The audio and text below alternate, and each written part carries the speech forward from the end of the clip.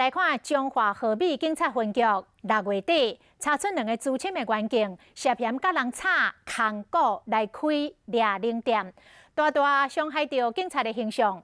中华县警察局长方阳宁因为安尼大动作来调动人事，包括和美分局甲大厦、和美、新港3间的派出所，总共是调整60-70个人，创下着和美分局的纪录。中华和美警分局7月7日进行所长交接典礼，这次人事大地动，总共调动分局内60-70个人，调整幅度是全县冠军，嘛创下和美警分局纪录。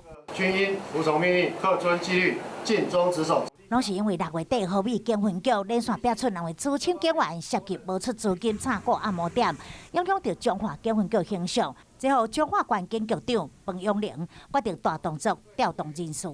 定期轮调的机制，避免同仁因辖区久任而产生包袱。我们所长跟组长都是服务满3年，统一做调整。侦查队的小队长是服务满6年来做调整。